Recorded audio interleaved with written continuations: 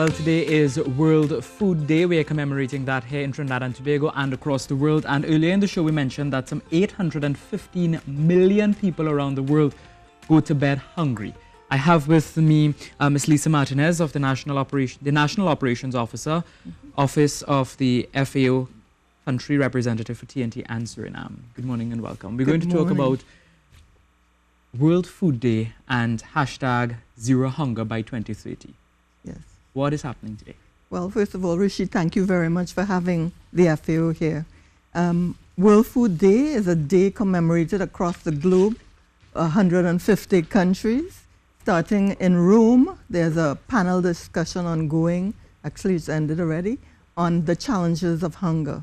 As you mentioned, 815 million persons are hungry, and that hunger it's a combination of obesity and undernutrition.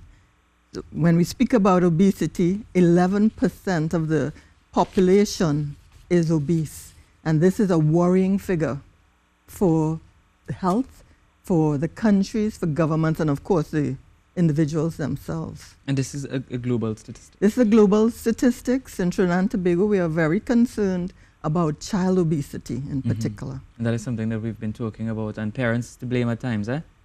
Would you say that? I would not say that. I would say there's a lot of education to be done, starting with what we provide, the choices we provide for consumers. And so this is why the FAO is working with farmers, with manufacturers across the globe to work together in order that the food supply, first of all, is sustainable. We have to think about sustainability, think of the future generations, not to overexploit the resources that are here from fisheries, from the land resources that we utilize, and ensure that the salt, the sugar content of food is reduced, to make the offer of food at a price that is affordable is there. Now, often the junk food is the cheapest, but people must pay farmers now or pay pharmacy later on. Yeah. You have to pay sometime, eh? Yes. Something. Now, what is interesting is that according to the statistics that have been provided, 1 in 10 persons in Trinidad and Tobago is undernourished. Yes.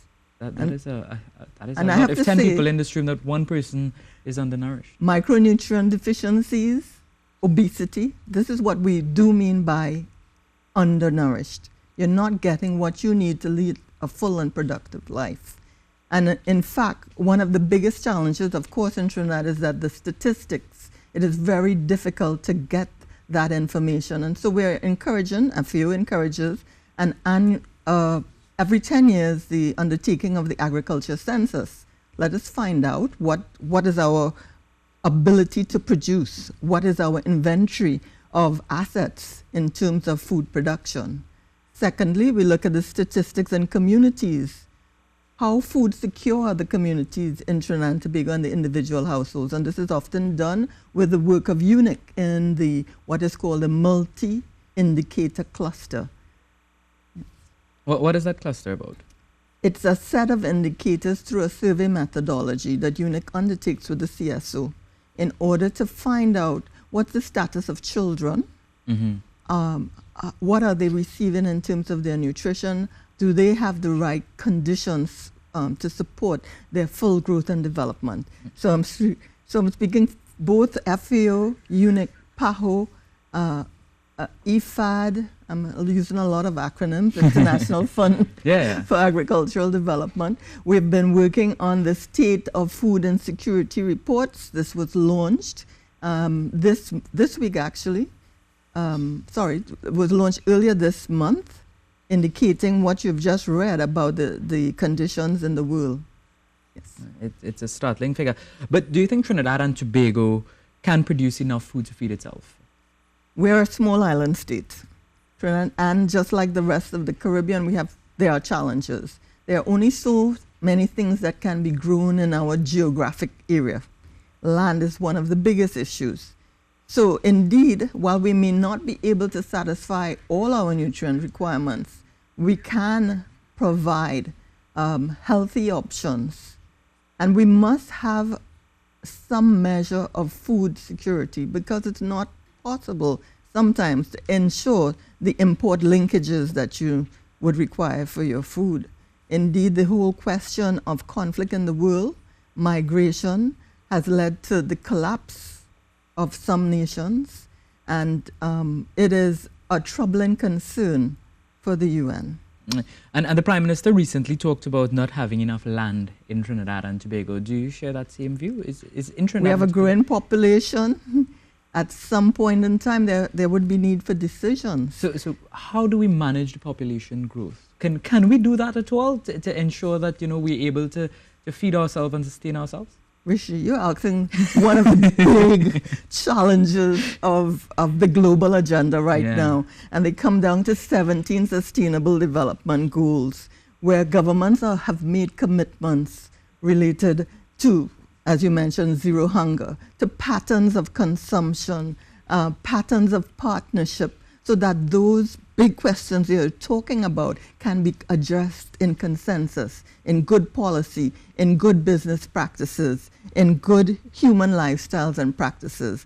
So that big question is really a national question. Do you think we're having enough about this conversation in Trinidad? Actually, it's beginning. I really must say I'm very pleased to see the interest of young people in the question of their future and sustainability. There are a growing number of NGOs, environmental.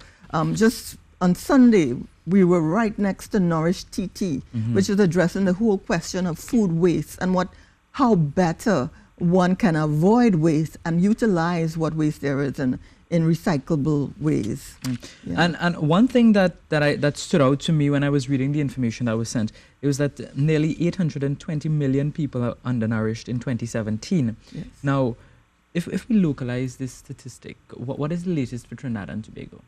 If we localize the statistics for Trinidad and Tobago, I have to say we don't have sufficient data to pull it together. Right. And so we do that estimation. And in our estimation, 0.1 million of this 1.3 million population is undernourished.